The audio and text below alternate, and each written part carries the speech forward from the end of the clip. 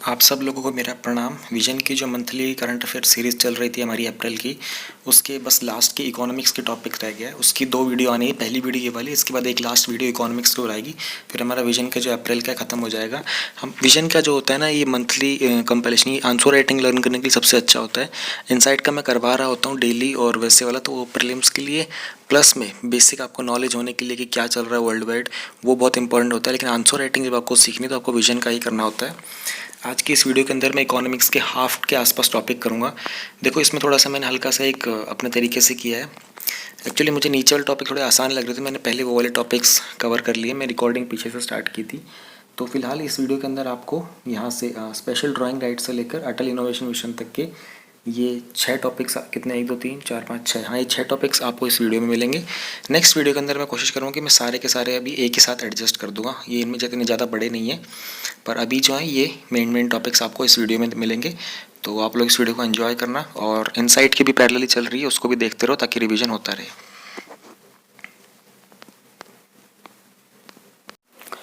3.10 special drawing rights, ये एक topic है जो जब मैंने डेली न्यूज़ का दिया था तब भी बहुत लोगों को इसमें डाउट आया था, और उस टाइम भी मैंने काफ़ी कोशिश की थी एक्सप्लेन करने की। अब मैं इसको थोड़ा और डिटेल में अच्छे से एक्सप्लेन करने की कोशिश करूँगा। कुछ लोगों को बिल्कुल भी समझ में नहीं आता, लेकिन अब जो इस वीडियो को जो देख रहे हैं, जो यहाँ तक पहुँच गए, उनको बिल्कुल ही समझ में आएगा। थोड़ा सा ध्यान देने की कोशिश करना। एक एग्जाम्पल देके बात करते हैं हम लोग, ठीक है। सपोज़ करते हैं कि आपको एक टेबल खरीदना है, ठीक है। आपको एक टेबल खरीदना है, टेबल की कीमत कितनी है, 10,000 है एग्जाम्पल के लिए। तो ये क्या है, ये वैल्यू है टेबल की, ठीक है ना। टेबल की वैल्यू किसमें है, रुपीज़ के अंदर, एक करेंसी के अंदर है। उसी तरीके से आईएमएफ, जो आपको पता ही होगा, आईएमएफ के अंदर 189 मेंबर्स होते हैं। इंटरनेशनल मॉनेटरी फंड होता है, स्मॉल लोन्स देने के लिए होता है। वर्ल्ड बैंक जो होता है, बड़े लोन्स देने के लिए होता है। तो आईएमएफ की भी ना एक तरीके की वैल्यू होती है, उसको एसडीआर के फॉर्म में रिप्रेजेंट करता है, ठीक है। तो ये क्या इसकी करेंसी है? नहीं, ये करेंसी नहीं है, बल्कि इसका एक पोटेंशियल एसेट होता है। लेकिन आप एज्यूम ही करके चलो कि आईएमएफ की जो करेंसी, आईएमएफ जो होता है ना, स्पेशल ड्राइंग राइट्स देता है। इसको कंसिडर करके चलो, जैसे सपोज कर लो यही टेबल है हमारा, और ये इसकी कीमत होगी इस फॉर्म में, रुपीज़ के फॉर्म में, इसकी ये वैल्यू है, ठीक है, एसडीआर की वैल्यू। तो अभी रिसेंटली क्या हुआ था, जो कोविड-19 का पेंडेमिक था ना, उसके कारण आईएमएफ ने एक रिपोर्ट में बताया था कि जो वर्ल्ड इकोनॉमी है वो 3% तक फॉल कर सकती है, यानी कि रिसेशन में जा सकता है।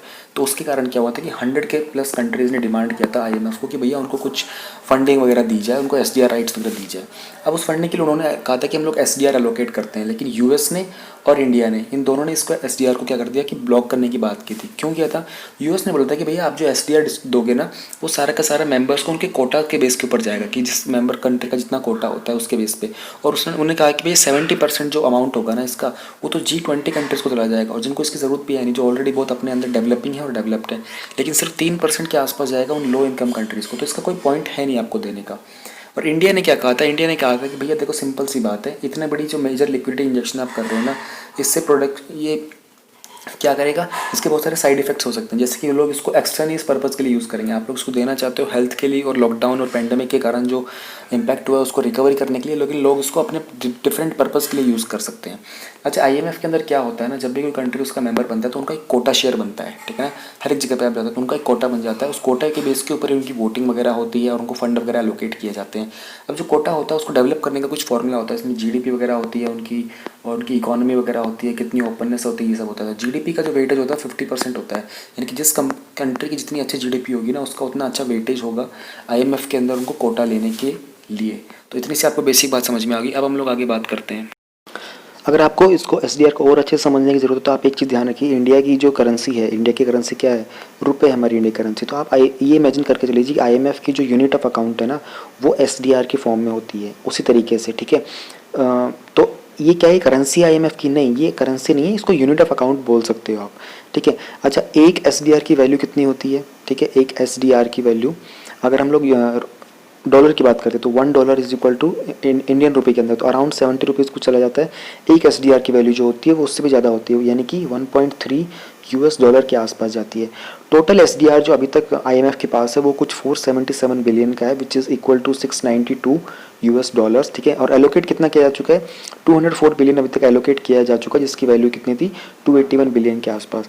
यूएस जब वो 17% कोटा होल्ड करता है तो यूएस का कुछ अमाउंट बनता है 82 बिलियन के आसपास, ठीक है। और इंडिया जो है वो एट्थ रैंकिंग में आता है कोटास के अंदर, जिसका कि 2.76% कुछ होता है, इसलिए इंडिया को 13 बिलियन के आसपास का एसडीआर का कोटा होता है। इंडिया का 13 बिलियन SDR, हाँ 2.76% इंडिया का कोटा है उसमें IMF के अंदर, इसलिए तो ये आपको पता होना चाहिए। अच्छा, ये जो SDR होता है, ये इसकी जो वेटेज होती है ना, ये 5 करेंसीज़ की बास्केट के थ्रू होती है, ठीक है, जिसमें कि कौन सी करेंसीज आती हैं, US का डॉलर आ गया, यूरो, जापानीज़ येन, चाइनीज़ रेनमिबी और ब्रिटिश पाउंड।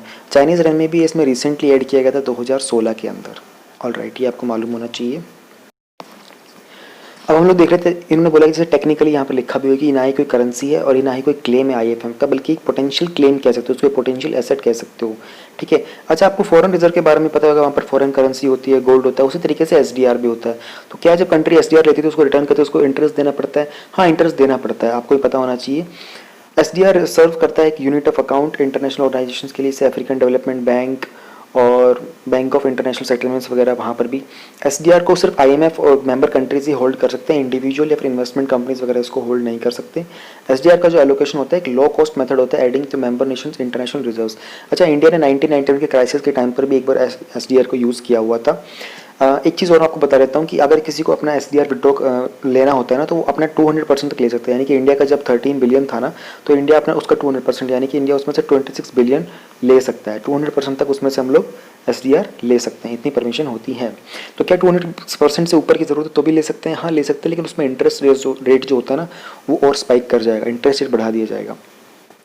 SDR यूज़ किए जाते हैं IMF के द्वारा इमरजेंसी लोन के लिए, ठीक है, और इनको यूज़ करते हैं डेवलपिंग नेशंस, ताकि वो अपने करेंसी रिजर्व्स वगैरह को, और without the need to borrow at high interest rate, यानी हाई इंटरेस्ट रेट पर ना बोरो करते हुए अपने करेंसी रिजर्व के थ्रू उनको अपनी कंट्री के अंदर यूज़ कर सकते हैं। IMF के बारे में हम लोग थोड़ा सा यहाँ से जान लेंगे। एक ऑर्गेनाइजेशन है, इसमें 189 मेंबर्स हैं। ये किस लिए काम करता है? It works to foster the monetary cooperation. Foster का मतलब होता है एनहेंस करना, एनकरेज करना। मॉनिटरी यानी कि पैसों का जो लेन देन होता है, पैसों का जो कॉपरेशन होता है ना वर्ल्ड वाइड, उसके लिए काम करता है। फाइनेंशियल स्टेबिलिटी को भी सिक्योर करने के लिए करता है, और इंटरनेशनल ट्रेड, अंतर्राष्ट्रीय व्यापार जो होता है उसको फैसिलिटेट भी करता है, और हाई एम्प्लॉयमेंट को प्रमोट करता है, सस्टेनेबल इकोनॉमिक ग्रोथ को भी, और पॉवर्टी को रिड्यूस करने के लिए वर्ल्ड वाइड हेल्प करता है। पॉवर्टी को रिड्यूस करने के लिए कैसे हेल्प करेगा? आपको लोन इजीली प्रोवाइड करेगा, तो आप इंफ्रास्ट्रक्चर और डेवलपमेंटल प्रोजेक्ट्स के अंदर उस पैसे को यूज़ कर सकते हो। IMF का प्राइमरी पर्पज़ है कि इंश्योर करेगा stability of the international monetary system. ये प्राइमरी पर्पज़ है इसका, ये प्रीलिम्स में पूछा जा सकता है, ध्यान रहे। सिस्टम ऑफ एक्सचेंज रेट्स और international payments enable countries to transact with each other. इनका जो एक्सचेंज रेट होता है और जो इंटरनेशनल पेमेंट का जो कॉन्सेप्ट है, मैकेनिज्म है, उसके थ्रू के तहत क्या हो सकता है कि कंट्रीज आपस में ट्रांजैक्ट बहुत ईजिली कर पाती हैं, और सिटीजन के साथ भी। इसका जो मैंडेट था उसको अपडेट किया था 2012 के अंदर, जिसमें उन्होंने मैक्रो इकोनॉमिक और फाइनेंशियल सेक्टर को के जो इश्यूज़ थे जो कि ग्लोबल स्टेबिलिटी के लिए थे, उन सबको भी इंक्लूड किया था। IMF को क्रिएट किया गया था ब्रेटन वुड कॉन्फ्रेंस के दौरान 1944 के अंदर, और ये ऑपरेशन में आया था 1944 में। अच्छा, वर्ल्ड बैंक को और ये जो IMF है, इनको ब्रेटन वुड्स ट्विंस बोलते हैं, ध्यान रहे। इसके जो हेडक्वार्टर है वॉशिंगटन DC के अंदर है, जो कि यूनाइटेड स्टेट्स की कैपिटल है। DC का मतलब होता है डिस्ट्रिक्ट ऑफ कोलंबिया। इसके साथ एक चीज़ और बता देता हूँ, US का जो फ्लैग होता है उसमें 50 स्टार्स होते हैं, जो रिप्रेजेंट करते हैं यूनाइटेड स्टेट्स के 50 states. It acts as specialize agency of United Nation. ये UN की एक स्पेशलाइज एजेंसी है, ठीक है। और अदर फाइनेंसिस मेथड जो यूज़ करता है IMF अपार्ट फ्रॉम SDR, इसके अलावा और कौन से फाइनेंसिंग मेथड यूज़ करता है, इनके बारे में आपको डिटेल में जाने की जरूरत नहीं, अंटिल और अनलेस ये न्यूज़ में आ जाते हैं, जब तक आपका एग्जाम होता है तब तक। लेकिन आपके नाम जरूर पता होना चाहिए। रैपिड क्रेडिट फैसिलिटी, ठीक है, और ये rapid financing instrument, catastrophe containment and relief trust, ठीक है। इसको तो 2015 के अंदर ही स्टार्ट किया था, जब इबोला का आउटब्रेक हुआ था। इबोला का आउटब्रेक भी दोबारा हो गया है, आई थिंक कहाँ हुआ है, DRC, democratic Republic of Congo के अंदर हुआ है। तो आपको इनके सिर्फ नाम जरूर पता होना चाहिए। अगर ये फिर कभी न्यूज़ में आते हैं बाद में, अगर दोबारा, जैसे अभी इबोला का आउटब्रेक हुआ है, तो मे बी इसके अंदर CCRT का दोबारा से यूज़ कहीं होना चाहिए, तो फिर आपको इसको भी डिटेल में जानना पड़ेगा, जैसे आपने SDR को जाना था, ठीक है। इसके बाद हम लोग चलते हैं अपनी नेक्स्ट न्यूज़ के ऊपर, जो कि 3.11 है, माइनर फॉरेस्ट प्रोड्यूस। जो लोग डेली न्यूज़ को पढ़ रहे हैं, फॉलो कर रहे हैं, उनको पता है कि मैंने माइनर फॉरेस्ट प्रोड्यूस अभी रिसेंटली दोबारा से डिस्कस किया था। तो जो लोग डेली न्यूज़ को कर रहे हैं और मंथली कंपाइलेशन कर रहे हैं, उनको पता है कि न्यूज़ आपस में इंटरचेंज में जिस तरह से आपको याद दिलाता रहता हूँ कि वहाँ आया था, तो आपको सडनली रिकॉल कर पाओगे यहाँ कुछ आया था, और जब हम इसको भी पढ़ेंगे तो आपको याद आएगा, अच्छा ये तो हम लोगों ने पढ़ा हुआ है, तो आपकी रिवीजन हो रही है इसी मेथड के थ्रू। न्यूज़ में क्यों है? क्योंकि सेंटर ने भी रिवाइज किया जो MSP, मिनिमम सपोर्ट प्राइस, आपको मैंने पहले भी पढ़ाया और दोबारा बता देता हूँ। किसी भी प्रोडक्ट के ऊपर अगर आप मिनिमम सपोर्ट प्राइस फिक्स कर देते हो, तो यानी कि उससे कम की कीमत में वो बिकेगा ही नहीं। फार्मर्स को MSP का बहुत ज़्यादा फायदा हो जाता है। तो उन्होंने माइनर फॉरेस्ट प्रोड्यूस, यानी कि जो फॉरेस्ट के अंदर जो फॉरेस्ट में प्रोड्यूस होने वाले जो मटेरियल्स होते हैं, प्रोडक्ट्स होते हैं ना, उनका एक MSP फिक्स कर दिया था, उसको थोड़ा सा रिवाइज किया है। क्यों? क्योंकि ऐसे जो ट्राइबल गैदरर्स होते हैं ना, जो फॉरेस्ट ड्वेलर्स होते हैं, उनको फिलहाल ज़रूरत है, क्योंकि स्पेशली जो कोरोना वायरस का पैंडमिक चल रहा है, तो इकोनॉमी जो है वो अपने आप में वैसे ही शेक कर रही है। तो स्पेशली वो लोग जो वल्नरेबल सेक्शंस हैं, उनको रेवेन्यू की ज़रूरत है, तो उसके लिए उन्होंने उनके MSP को थोड़ा सा रिवाइज़ किया है। और न्यूज़ में क्यों था, जो मिनिस्ट्री ऑफ ट्राइबल अफेयर ने जो एमएसपी इंक्रीज़ किया 49 प्रोडक्ट्स का किया, जो कि ट्राइबल्स के थ्रू कलेक्ट किए जाते हैं। अच्छा, एक और डेली न्यूज़ का अपडेट आया था, मे बी नेक्स्ट मंथ के उसमें आएगा। 40 इसमें इन्होंने 49 दे रखा है, इनसाइट ने 50 प्रोडक्ट्स दे रखे थे, तो उन्होंने कहा था कि 50 प्रोडक्ट्स के साथ में एमएफ के अंदर एमएफपी जो कि माइनर फॉरेस्ट प्रोड्यूस, इसका शॉर्टकट हम लोग एमएफपी यूज़ करेंगे बार बार। उन्होंने इसमें 23 आइटम्स और ऐड कर दिए, तो टोटल हमारे पास अभी 73 ऐसे आइटम्स हो गए हैं। तो ये किसके अंदर होता है, ये स्कीम है सेंट्रली स्पॉन्सर्ड स्कीम है। सेंट्रली स्पॉन्सर्ड स्कीम कौन सी होती है, जिसको देखो दो तरह की स्कीम होती है, सेंट्रली स्पॉन्सर्ड स्कीम, ठीक है, और centrally sector SC sector scheme, ठीक है। सेंट्रली स्पॉन्सर के अंदर क्या होता है कि सेंट्रल गवर्नमेंट जो होती है स्पॉन्सर करती है, यानी कि पैसा देती है और स्टेट उसको इंप्लीमेंट करता है, कुछ पैसा स्टेट भी देता है, ठीक है। सेंट्रली सेक्टर के अंदर क्या होता है कि पूरे की पूरी जो स्कीम होती है सेंटर ही इंप्लीमेंट करता है, सारा का सारा पैसा सेंटर ही देता है। तो स्कीम का नाम है, स्कीम का नाम थोड़ा बड़ा है, ध्यान से सुनिएगा। Mechanism for marketing of minor forest produce through minimum support price and development of value chain for MFP as a measure for social safety of MFP gatherers, उनकी सोशल सेफ्टी के लिए। अब इस स्कीम के बारे में हम लोग जान लेते हैं, फिर हम लोग ट्राइफेड के बारे में भी जानेंगे क्या है। ये जो स्कीम है इसको लॉन्च किया गया था 2014 के अंदर। ये स्कीम को डिज़ाइन इसलिए किया गया ताकि एक सोशल सेफ्टी नेट क्रिएट कर सकें। जो भी एमएफपी डेवलपर्स होते हैं, गैदरर्स होते हैं ट्राइबल एरियाज़ के अंदर, जो कि फॉरेस्ट का प्रोड्यूस को कलेक्ट करके मार्केट में बेचते हैं, उनकी लाइवलीहुड के इंप्रूवमेंट के लिए। ये जो ट्राइबल्स होते हैं ये सारे के सारे एमएफपी यानी कोई दोबारा से याद दिला रहा हूँ, माइनर फॉरेस्ट प्रोड्यूस, शॉर्टकट ही यूज़ करेंगे बार बार। ये एमएफपी को अपने विलेज के मार्केट प्लेस में बेच के आते हैं, लेकिन अगर उसका जो प्राइस होता है वो एमएसपी से नीचे गिरने लग जाता है, तो क्या करते हैं, स्टेट की एजेंसीज आती हैं, वो आती है और वो सारा का सारा इनका जो प्रोड्यूस होता है उसको प्रोक्योर कर लेती है। प्रोक्योर मतलब कलेक्ट कर लेती हैं, प्राप्त कर लेती हैं, और एमएसपी तक का उनको प्राइस दे देती हैं। मिनिस्ट्री ऑफ ट्राइबल अफेयर्स है वो इसकी नोडल मिनिस्ट्री, स्कीम को वहीं से रिस्पॉन्सिबली और एग्जीक्यूट किया जाता है। ट्राइफेड क्या है, ट्राइफेड एक नेशनल लेवल की एपेक्स ऑर्गेनाइजेशन है जो कि मिनिस्ट्री ऑफ ट्राइबल अफेयर्स के कंट्रोल और एडमिनिस्ट्रेशन में काम करती है। इसका सिंपल सा ऑब्जेक्टिव है, जो भी ये प्रोडक्ट्स होते हैं ना सारे के सारे एमएफपी, इन सब की मार्केटिंग करना, प्लस में इसका ऑब्जेक्टिव है कि वहाँ के जो लोग होते हैं उनकी सोशल और इकोनॉमिक डेवलपमेंट का ध्यान देना। ये 1987 से बना हुआ है, ये आता रहता है न्यूज़ में, तो आपको पता होना चाहिए इसके बारे में ज़्यादा। Tribal cooperative marketing development federation of India, TRIFED, ये जो नोडल एजेंसी है इसका काम होता है, ये रिकमेंड करती है to increase and ensure more disposable income for tribals, उन लोगों के लिए जो भी इनकम सेटअप करनी है वो सबके सब काम होता है, ट्राइफेड का काम होता है। एमएसपी जो होता है एमएफपी के लिए वो रिवाइज किया जाता है हर 3 साल के अंदर। कौन रिवाइज करता है, प्राइसिंग सेल, जो कि कॉन्स्टिट्यूटेड है किसके under, ministry of tribal affairs के अंडर। अभी माइनर फॉरेस्ट प्रोड्यूस क्या होते हैं, इनकी डेफिनेशन कहाँ की हुई है, वो डेफिनेशन गिवन है schedule tribe and other traditional forest dwellers recognition of forest act 2006, जिसको हम लोग सिंपल भाषा में FRA यानी कि फॉरेस्ट राइट एक्ट बोलते हैं। एमएफपी जो होता है उसके अंदर सारे के सारे नॉन टिम्बर मतलब होता है नॉन वुड फॉरेस्ट प्रोडक्ट्स आते हैं, जैसे कि बैम्बू, केन, फोडर, लीव, गम, वैक्स, डाइन, रेजिन, और बहुत सारे फूड की फॉर्म जैसे कि नट हो गया, सीड्स हो गए, वाइल्ड फ्रूट हो गए, honey, lac, tussar etcetera. MFP की जो डेफिनेशन है उसमें बैम्बू और केन को इंक्लूड किया गया, इसके कारण की जो कैटेगरी है वो चेंज हो गई है ट्रीज से, किसके अंदर, इंडियन फॉरेस्ट एक्ट 1927 के अंदर। ये बहुत ही इंपॉर्टेंट पॉइंट है, कौन से एक्ट के अंदर इनकी बैम्बू और केन की ट्री की डेफिनेशन कैटेगराइजेशन जो है वो चेंज हो चुकी है, ये प्रीलिम्स से पूछा जा सकता है। प्लस में आप अगर कहीं लिख रहे हो तो मेंस के अंदर कोई सिंगल पॉइंट किसी क्वेश्चन में ऐड कर सकते हो। पैसा PESA 1996 और recognition of forest right act 2006, conferred ownership of MFP to forest dweller. Conferred का मतलब है प्रदान करना, पैसा होता है provision of panchayat for extension to scheduled areas 1996। और जो फॉरेस्ट एक्ट है उन्होंने क्या किया था कि जो एमएफपी माइनर फॉरेस्ट प्रोड्यूस की जो ओनरशिप होती है, कन्फेड मतलब प्रदान कर देना, वो फॉरेस्ट ड्वेलर्स को प्रदान करती है कि भैया आप लोग ओन करते हो एमएफपी को और कोई ओन नहीं करता। फॉरेस्ट राइट एक्ट ने रिकॉग्नाइज किया था और वेस्ट किया था। वेस्ट का मतलब है प्रोवाइड करना इंडिविजुअल फॉरेस्ट ड्वेलर्स को कि उनके पास फॉरेस्ट राइट्स है जिससे वो ओन कर सकते हैं और डिस्पोज कर सकते हैं एमएफपी को, जो भी फॉरेस्ट से वो कलेक्ट करते हैं और वो अपने पास रखते हैं, अपने ट्रेडिशनल एक्सेस है उनके पास, ठीक है, जो भी उनके पास पहले का ट्रेडिशनल एक्सेस था उसके थ्रू। हमारे लिए इंपॉर्टेंट क्या बनता है कि एमएफपी का सिग्निफिकेंस क्या है इंडिया के अंदर, ये बहुत मेजर पार्ट रहेगा हमारे लिए, बहुत ही अच्छा डेटा है, इसको अलग से नोट डाउन करके रख सकते हो आप।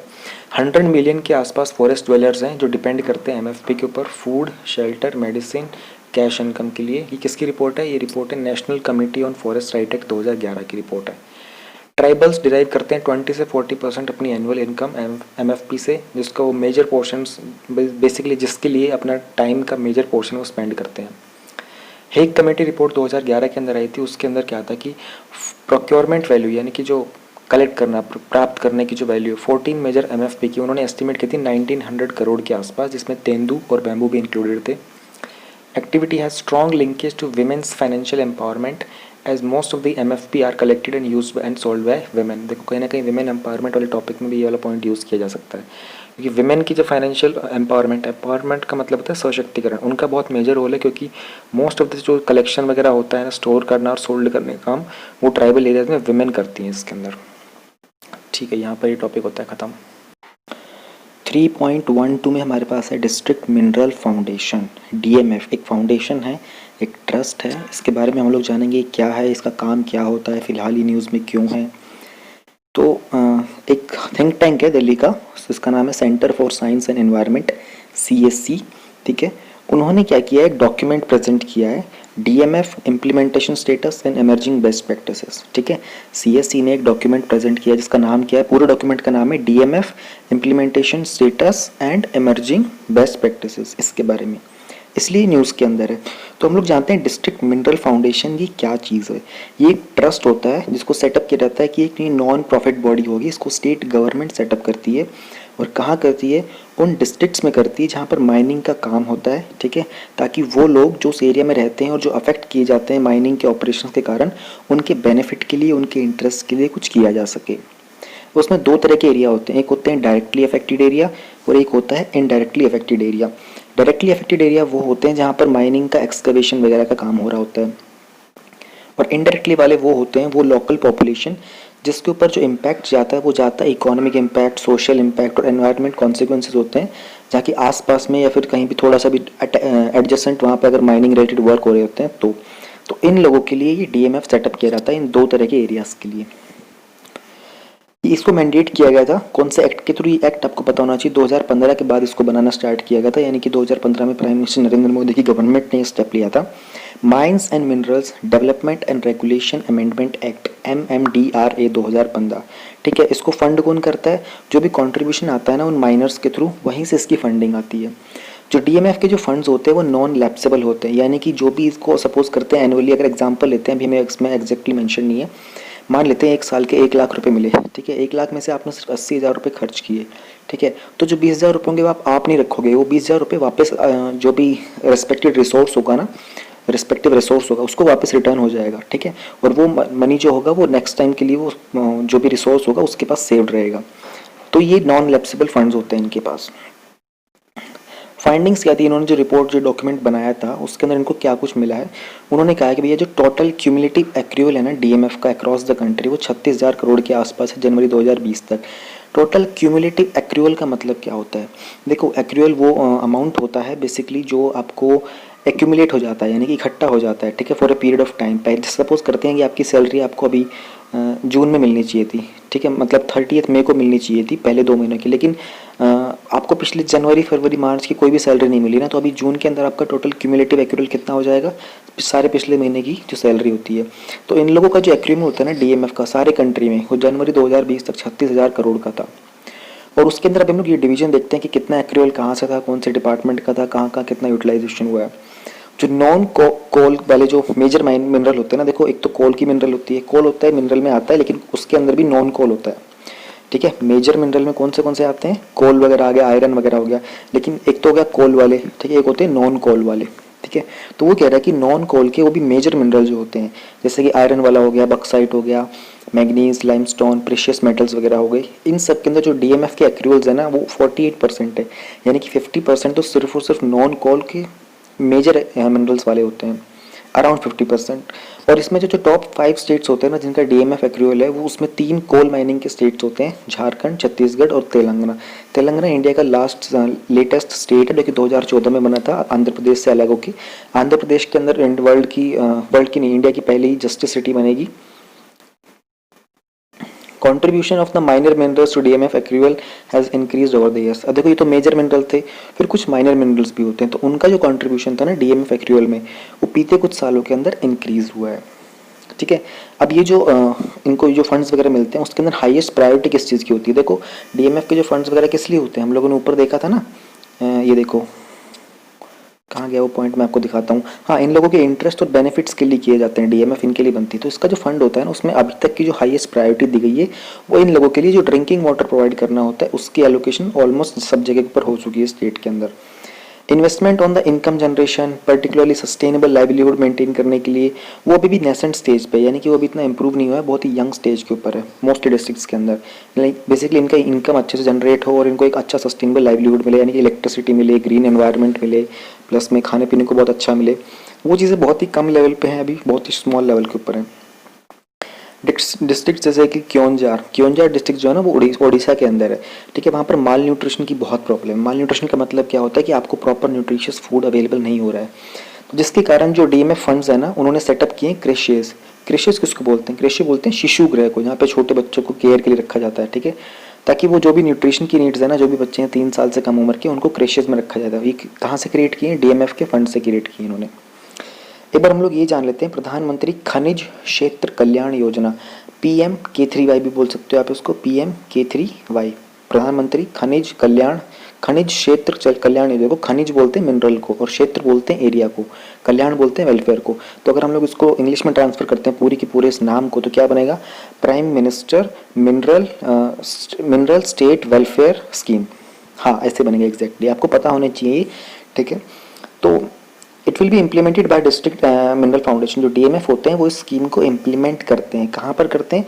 जिस भी रिस्पेक्टिव डिस्ट्रिक्ट के अंदर डीएमएफ का ऑफिस होता है और उसके जो भी फंड्स होते हैं वगैरह होते हैं, उस रिस्पेक्टिव डिस्ट्रिक्ट के अंदर PM-K3Y स्कीम को इम्प्लीमेंट करते हैं।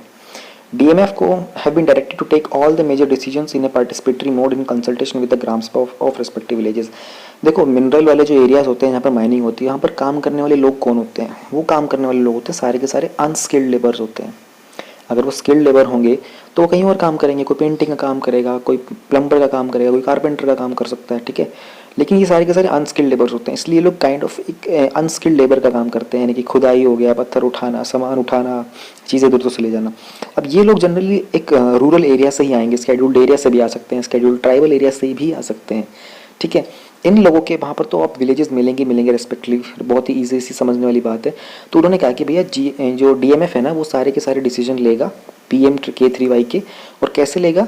पार्टिसिपेटरी मोड में लेगा, यानी कि डीएमएफ उसमें पार्टिसिपेट करेगा, लेकिन कंसल्ट किसके साथ करेगा? वो जहाँ के भी रेस्पेक्टिव गांव होते हैं, जहाँ के भी वहाँ पर माइनर्स वगैरह जो काम करने वाले वर्कर्स होते हैं, उनकी ग्राम सभा के साथ कंसल्ट करके फिर डिसीजंस लेगा। It seeks to implement various developmental and welfare programs in mining affected areas with the complement existing ongoing schemes. State की और सेंट्रल गवर्नमेंट की जो भी उस टाइम पर ऑनगोइंग स्कीम्स हो रही होती हैं, उन सब का इम्प्लीमेंटेशन करवाना उन एरियाज़ के अंदर, ठीक है।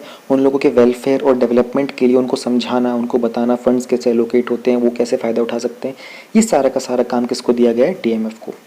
Minimise adverse impact of mining के कारण, यानी कि खनिज क्षेत्र के अंदर जो भी खुदाई उदाई करते हैं उसके कारण जो भी उसका इम्पैक्ट होता है, हार्मफुल इम्पैक्ट होता है, उस सब को, एडवर्स इम्पैक्ट मतलब जो भी हार्मफुल नुकसानदायक जो इम्पैक्ट होता है उसको कम करना, मिनिमाइज करना।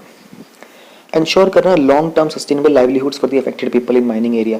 माइनिंग एरियाज के अंदर देखो हेल्थ इश्यूज सबसे ज़्यादा आ रहे होते हैं, लोगों को पता भी नहीं होता है कि वो इवन जो खुदाई करने से कितना डस्ट पार्टिकल उनकी बॉडी के अंदर जा रहा होता है। तो उन लोगों को एक सस्टेनेबल लाइवलीहुड भी मिलता रहे, ठीक है, उनकी इनकम वगैरह भी इंप्रूव हो, उनके जो बच्चे वगैरह हैं वो एजुकेशन को भी की तरफ भी जा सकते हैं। ये सब चीज़ों को मेंटेन करने की रिस्पॉन्सिबिलिटी लॉन्ग टर्म तक किसकी है? डीएमएफ की है। और डीएमएफ किसके अंडर करता है? डीएमएफ इस स्कीम के अंडर करता है, ये ध्यान रहे। ये स्कीम के बारे में बता रहे हैं वैसे तो, लेकिन कौन करेगा इन सब कामों को? काम सारा डीएमएफ करेगा इस स्कीम के अंडर। ये स्कीम इसलिए बनाई गई है ताकि ये सब हम काम कर सकें।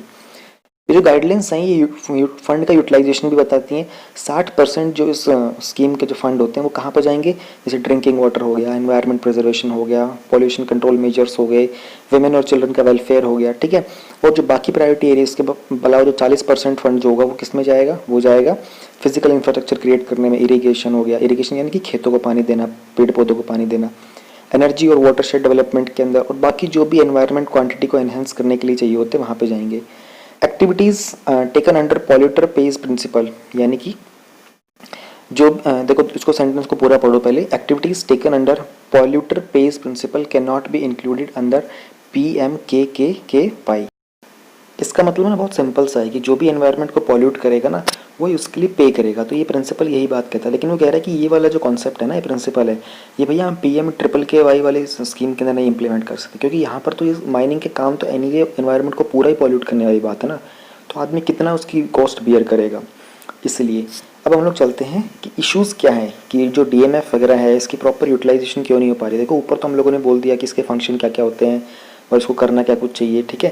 लेकिन कहीं ना कहीं अगर ये रिपोर्ट वगैरह आई, रिपोर्ट का टाइटल उन्होंने क्या दिया था, उन्होंने कहा था कि एमर्जिंग बेस्ट प्रैक्टिसेस और इम्प्लीमेंटेशन स्टेटस। तो बेस्ट प्रैक्टिसेस वगैरह हैं वो क्यों एमर्ज करनी, क्योंकि अभी तक उसका जो इफेक्टिव यूटिलाइजेशन है वो नहीं हो पाया है, ठीक है। क्या है उसका इशू वो हम देख लेते हैं। Lack of representation. Despite being a fund meant for people, DMF lack representation of mining affected people in decision making.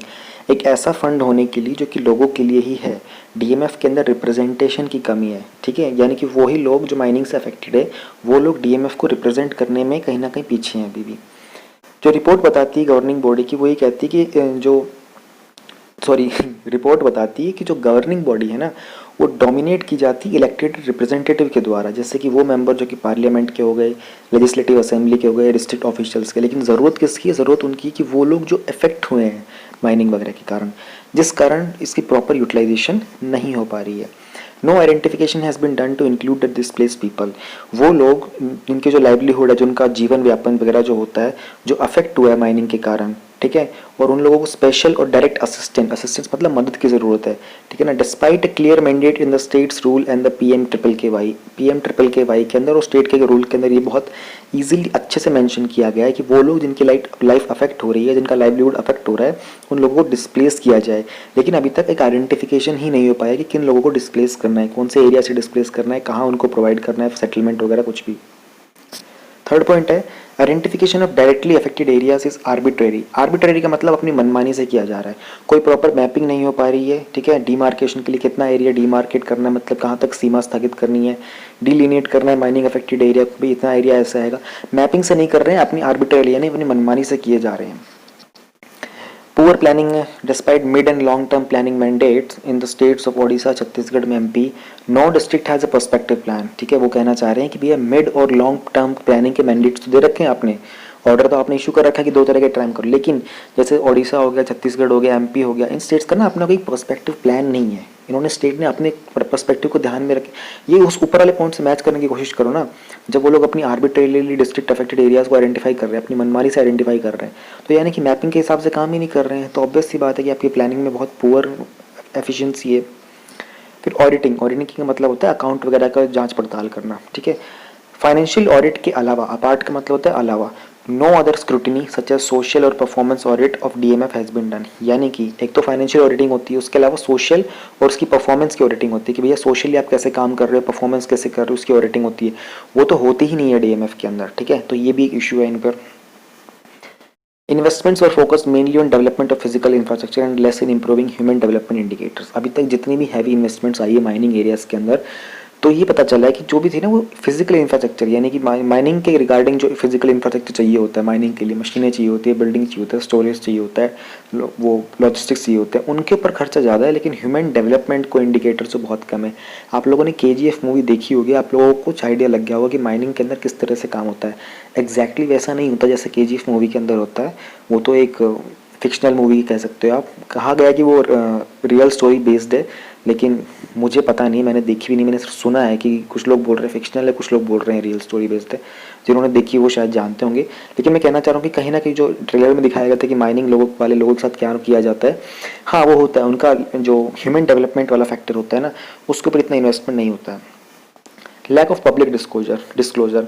जो डीएमएफ का ट्रस्ट है ना, उनकी एक वेबसाइट है जो क्लियरली कंपोजिशन बनाती है डीएमएफ की बॉडीज़ के बारे में, उनके बजट के बारे में, सैंक्शन के बारे में और उनकी प्रोग्रेस ऑफ वर्क के बारे में। But they lie defunct in many states and district. वो कहना चाह रहे हैं कि इनकी वेबसाइट कुछ इन्फॉर्मेशन दे देती है अच्छे से, लेकिन कुछ स्टेट्स और डिस्ट्रिक्ट के अंदर वो डिफंक्ट है, यानी कि प्रॉपरली फंक्शन नहीं कर पा रही है। फिर हमारा वे फॉरवर्ड क्या है, जो हम लोगों ने रिपोर्ट के बारे में बता दिया, रिपोर्ट ने सारे के सारे इश्यूज बताए थे डीएमएफ के। अब वे फॉरवर्ड क्या है, आगे कैसे बढ़ा जाएगा। पहली चीज़ उन्होंने कहा ग्राम सभा, फिर उन्होंने कहा टेक्नोलॉजी का यूज़, फिर उन्होंने कहा एलोकेशन, फिर कहा ग्रीवेंस रिड्रेसल, फिर डेडिकेटेड डीएमएफ ऑफिस और एनुअल रिपोर्ट्स। तो हम सारे को एक बार जान लेते हैं। यही तो इस क्वेश्चन का मेन पॉइंट है, मतलब यही तो आपको नंबर दिलवाएगा अगर ऐसा क्वेश्चन आता है तो। उन्होंने कहा कि ये जो डीएमएफ की जो डिसीजन मेकिंग बॉडी है ना, उसको बहुत इंक्लूसिव होने की ज़रूरत है, और वो कह रहा है कि शेड्यूल्ड एरिया से आप एटलीस्ट 50% लोग अपनी ग्राम सभा के मेंबर्स में ऐड करवाओ, ताकि उनका प्रॉपर रिप्रेजेंटेशन हो सके, ठीक है। फिर वो कह रहे हैं टेक्नोलॉजी का यूज़ करो, ठीक है, जैसे कि support state space application centre on similar institutions, expert agencies may be sought. यानी कि डायरेक्टली और इनडायरेक्टली जो माइनिंग अफेक्टेड एरियाज है ना, उनको डीलिनिएट करो। डीलिनिएट का मतलब होता है उनके सेपरेशन करो। कैसे करोगे आप स्पेस टेक्नोलॉजी का यूज़ करवाओ, ठीक है। स्टेट को बोलो, स्टेट के अंदर वो सैटेलाइट वगैरह का यूज़ करके इन चीज़ों का आइडिया लगा सकते हैं, ठीक है। जियोलॉजिकल मैपिंग वगैरह करने की बहुत ज़रूरत है, तो आप टेक्नोलॉजी का यूज़ करके ये सब काम करो। फिर कह रहे हैं एलोकेशन। उन्होंने कहा कि इंश्योर करना ही चाहिए कि 60% जो डीएमएफ की एलोकेशन या सैंक्शन है वो हाई प्रायोरिटी के इश्यूज़ के ऊपर हों और उन सबको डायरेक्टली अफेक्टेड एरियाज के अंदर जल्दी से जल्दी इंप्लीमेंट किया जाए। ग्रीवेंस रिड्रेसल, ग्रीवेंस का मतलब होता है शिकायत, रिड्रेसल का मतलब होता है निवारण। शिकायत निवारण के केंद्र जो होते हैं वो बनने चाहिए और उनको बहुत ही स्ट्रॉन्ग ग्रीवल रिड्रेसल मैकेनिज्म के थ्रू उनका काम वगैरह होना चाहिए, ठीक है, हर एक डीएमएफ ट्रस्ट का। डेडिकेटेड डीएमएफ ऑफिस होना चाहिए प्लानिंग और कोऑर्डिनेशन के लिए, और एक हर एक माइनिंग डिस्ट्रिक्ट के अंदर ये सेटअप होना चाहिए। पीएम ट्रिपल के वाई गाइडलाइंस जो है ना, वो ऑलरेडी कहती है कि 5% जो डीएमएफ के फंड है ना, वो इस एक्सपेंस के लिए खर्च किए जाने चाहिए कि भैया ऑफिस हो और उसमें प्लानिंग कोऑर्डिनेशन का काम हो। ऑलरेडी पहले से मेंशन है लेकिन वो इम्प्लीमेंटेड नहीं है। एनुअल रिपोर्ट्स पर तैयार होनी चाहिए, ठीक है, और स्टेट लेजिस्लेटिव असेंबली के सामने वो प्रेजेंट होनी चाहिए। ये सारी क्या हमारी ये तरीके हैं, हम लोगों ने सजेस्ट किए हैं कि भैया अगर ये ऐसा कर सकते हैं तो। आगे हम लोग बात करते हैं 3.13 ड्राफ्ट इलेक्ट्रिसिटी अमेंडमेंट बिल 2020। देखो ड्राफ्ट का वर्ड का अगर आ गया तो मतलब कि ये बिल अभी पार्लियामेंट में टेबल पे आया नहीं है, ठीक है। अभी ये ड्राफ्ट है, अभी इसको मिनिस्ट्री वगैरह ऑफिशियल्स वगैरह अपने आपस में प्लान कर रहे हैं, फिर इसको पार्लियामेंट में लेके जाएंगे, डिस्कस करेंगे, फिर ये बिल बनेगा, फिर ये ऊपर वोटिंग वगैरह होती है, प्रेसिडेंट जी जब इसके ऊपर फाइनल साइन कर देते हैं तभी एक्ट बन जाता है। तो अभी ड्राफ्ट है, तो उन्होंने कहा है कि जो हमारा इलेक्ट्रिसिटी बिल था ना 2003 का, उसमें कुछ अमेंडमेंट करने की बात की गई है। उसी के लिए सरकार ने इस ड्राफ्ट को कुछ पब्लिक के पास भेजा है, जो कि स्टेक होल्डर हिस्सेदार वगैरह होंगे, ताकि उनसे थोड़ा फीडबैक लिया जाए कि देखो भैया हम ऐसे ऐसे चीज़ें इलेक्ट्रिसिटी बिल के अंदर चेंज करने वाले हैं, हम लोगों ने कुछ चेंजेस सजेस्ट किए, आप भी अपनी तरफ से कोई फीडबैक दीजिए और आपका फीडबैक अगर वायबल होगा तो हम उसको बिल्कुल इम्प्लीमेंट करेंगे। तो हम आगे बढ़ते हैं, क्या है इसकी ये चीज़ क्या है। एक बार उससे पहले ना हम लोग ये देख लेते हैं कि इलेक्ट्रिसिटी बिल 2003 है क्या। देखो इसको इनेक्ट किया गया था कि हम कंसोलिडेट कर दें, कंसोलिडेट मतलब इकट्ठा कर दें वो सारे कानून जो इलेक्ट्रिसिटी के जनरेशन, ट्रांसमिशन, डिस्ट्रीब्यूशन और ट्रेडिंग से रिलेटेड होते हैं, ठीक है। बिजली के 3-4 तरह के जो काम होते हैं उन सब के रिलेटेड जो भी लॉज वगैरह थे ना, उन सबको हम कंसोलिडेट कर देते हैं। अगर आप लोग डेली न्यूज़ मेरी फॉलो कर रहे हो तो मैंने एक जगह पर बताया था कि लेबर लॉज जो थे ना वो अभी रिसेंटली तो क्या था, लेबर लॉज को थोड़ी छूट मिल गई थी ना कॉन्ट्रैक्टर वगैरह को, ट्रेड यूनियन वगैरह को, इन सबको।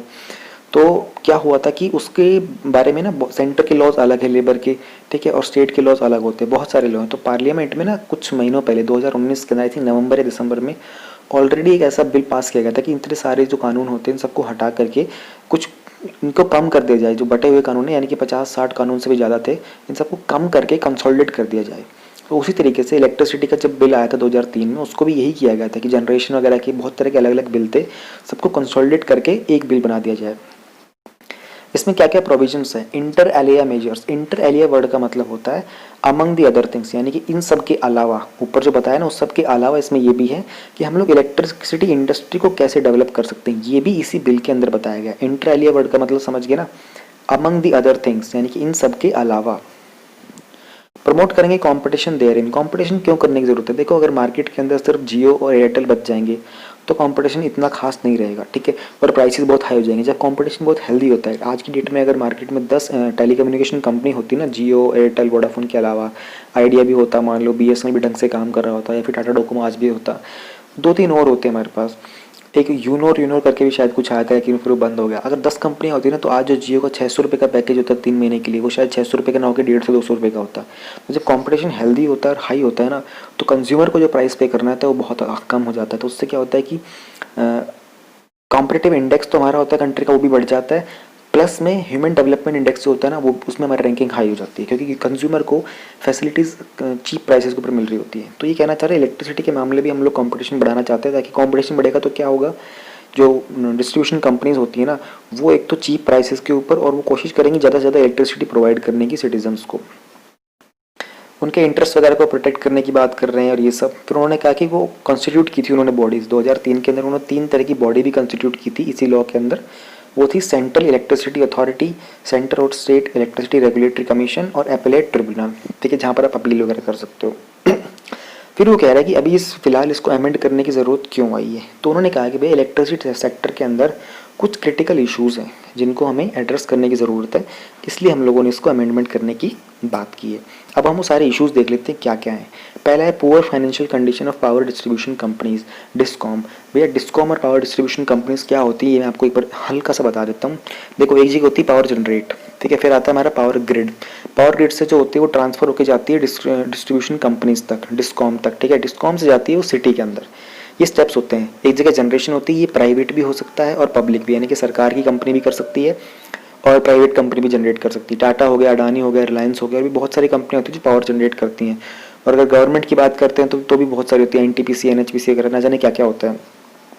फिर आते हैं हमारे पावर ग्रिड। पावर ग्रिड के ऊपर क्या था, जनरेशन से पावर ग्रिड के अंदर आती है, ठीक है। पावर ग्रिड से आगे आती है डिस्ट्रीब्यूशन कंपनीज के पास। डिस्ट्रीब्यूशन कंपनी को बोलते हैं हम लोग डिस्कॉम। डिस्कॉम क्या करता है, आगे सिटी के अंदर प्रोवाइड करता है। डिस्कॉम भी प्राइवेट भी हो सकता है और गवर्नमेंट भी हो सकता है। इंडिया के अंदर मोस्टली गवर्नमेंट होते हैं डिस्कॉम्स, ठीक है। अब आपको डिस्कॉम समझ में आ गया। अब ऊपर वाला दोबारा पॉइंट पढ़ते हैं।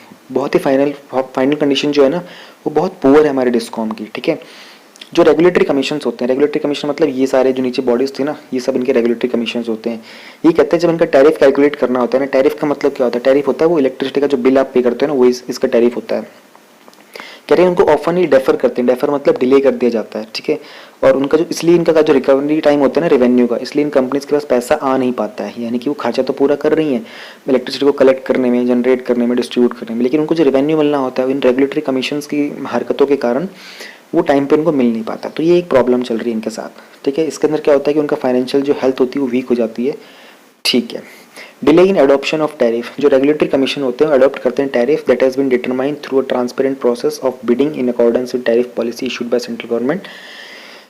जो भी टैरिफ सेटअप करना होता है ना उसके लिए बिडिंग करनी होती है, क्योंकि सेंट्रल गवर्नमेंट ने ऐसा बोला हुआ है कि आप बिडिंग करोगे टैरिफ पॉलिसी के लिए, ठीक है। लेकिन इसका ना कोई टाइम लिमिट सेटअप नहीं है, तो जिसके कारण क्या होता है कि डिले हो जाती है कि क्या बिल सेट करना है, कितना के अमाउंट सेटअप करनी है, कितनी कंपनी से चार्ज करना है, कितना इंडस्ट्री से चार्ज करना है, कितना खेतों वालों से करना है, ठीक है, कितना सिटी में करना है, अर्बन में कितना करना है, रूरल में करना है। इस सब में ना बिडिंग होती रहती है टाइम टाइम के ऊपर, लेकिन वो बहुत डिले होती रहती है। ऑल्सो ये जो एक्ट मैंडेट करता है कि जो रेगुलेटरी कमीशन है ना वो डिटरमाइन करेंगे tariff after receipt of the subsidies. जब उनको सब्सिडीज मिल जाएगी ना उसके बाद वो टैरिफ को डिटरमाइन करते हैं। इसी कारण जो टैरिफ होता है ना उसका सब्सिडी कॉम्पोनेंट रहता है वो कॉस्ट रिफ्लेक्टिव बिल्कुल भी नहीं है। फिर आता है enforcement of performance of the contracts. देखो ध्यान रहे जो 2003 का एक्ट है ना उसने रिकॉग्नाइज किया था कॉन्ट्रैक्ट सप्लाई और परचेज के लिए, तो उन्होंने कॉन्ट्रैक्ट को बता दिया था कि भैया आप सप्लाई और परचेज करनी है, आप कॉन्ट्रैक्ट बनाओगे। लेकिन उन्होंने ये नहीं बताया कि अगर कोई नॉन परफॉर्मिंग कॉन्ट्रैक्ट हो जाएगा, यानी कि कोई ऐसा कॉन्ट्रैक्ट जो परफॉर्म कर ही नहीं रहा है, काम ही नहीं कर पा रहा है, कॉन्ट्रैक्ट फेल हो गया है, तो आप क्या करोगे, ठीक है। तो उसको एनफोर्स करने वाली प्रॉब्लम है। फिर non performance of the contract, उसके कारण क्या होता है अनसर्टेनिटी क्रिएट हो जाती है, ठीक है।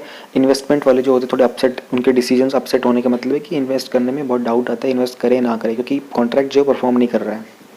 एडवर्सली अफेक्ट करता है ईज ऑफ डूइंग बिजनेस को। हाँ ये अच्छा पॉइंट है, इन्होंने वैसे काफ़ी अच्छा लिखा है। Existence of multiple committees for selection of post of chairperson and member of the related bodies.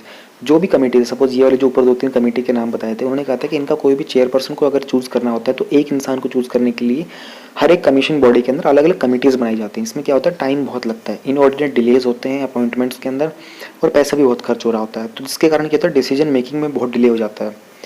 Non functional state electricity regulation commissions.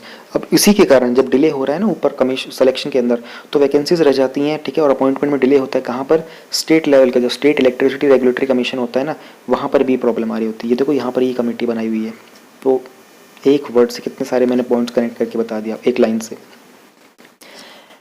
तो फिर अब जो हमारा ड्राफ्ट आया उसके की प्रोविजंस क्या हैं उनके ऊपर हम लोग एक नज़र मारे थे। कितने की प्रोविजंस है, काफ़ी सारे हैं, चलो ठीक है, छोटा ही है, ज़्यादा बड़ा नहीं है। अब उन्होंने कहा कि ऊपर वाली प्रॉब्लम तो हमने देख ली, अब सॉल्यूशन क्या है। उसने कहा कि एक नया कॉन्ट्रैक्ट डिस्प्यूट रेजोल्यूशन अथॉरिटी बनाओ। ऊपर हम लोगों ने बताया था ना, देखो ऊपर वाला पॉइंट आपको दिखा देता हूँ, एनफोर्समेंट वाला। उसने कहा था कि अगर कॉन्ट्रैक्ट परफॉर्म ही नहीं कर पा रहा है, ठीक है, एक कंपनी ने एक इंडस्ट्री के साथ, एक कंपनी के साथ, अगर एक डिस्कॉम ने अगर गवर्नमेंट के साथ कोई कॉन्ट्रैक्ट किया है या फिर किसी पब्लिक कंपनी के साथ कोई कॉन्ट्रैक्ट किया है लेकिन कॉन्ट्रैक्ट फेल हो गया है, उसका कोई प्रोविजन है ही नहीं, तो अब उन्होंने कहा कि आप एक ECEA बनाइए। ECEA क्या होगा, इलेक्ट्रिसिटी कॉन्ट्रैक्ट एनफोर्समेंट अथॉरिटी, ठीक है। इसका ओरिजिनल जुरिस्डिक्शन होगा, ठीक है, जो भी कॉन्ट्रैक्ट के रिलेटेड और परचेज के रिलेटेड जो भी वो डिस्प्यूट वगैरह होंगे दोनों के बीच में। ये जो अपील है अगेन इसके, अगर इस अपील के अगेंस्ट भी सपोज ECEA ने भी कोई अगर आपको वो दे दिया, सॉल्यूशन वगैरह दे दिया, ठीक है, कोई भी अपने जुरिस्डिक्शन के अंदर, उसके अगेंस्ट भी आपको कुछ अपील करनी होगी, तो आप कहाँ पे जाओगे? आप जाओगे एप्टल के पास। एप्टल क्या होता है? Appellate tribunal for electricity. तो वो कितना सही है, एक के पीछे एक और। तो ये किस में बताया गया? इन्होंने कहा कि अभी जो ड्राफ्ट है ना, अब वो ऐसा बोल रहे हैं कि ऐसा कुछ हम बनाएंगे। सिंगल सिलेक्शन कमेटी, ऊपर हमने कहा था कि मल्टीपल कमेटी होती है, तो सिलेक्शन कमीशन सेलेक्ट करने के लिए एक कमेटी बनेगी अब, ठीक है, वही सारे चेयरपर्सन और मेंबर सेलेक्ट करेगी, किसके? एप्टल के, ईसीए के, centre commission, state commission, joint commission, जितने भी होंगे, जितने भी सबके चेयरपर्सन वगैरह सेलेक्ट करेंगे, एक सिंगल कमेटी करेगी। ज़्यादा कमेटी में तो टाइम ज़्यादा लगेगा, पैसा ज़्यादा लगेगा, तो वो बताना चाहते हैं। पेमेंट सिक्योरिटी का मैकेनिज्म जो है, कहाँ चला गया, उड़ गया, हाँ ये रहा।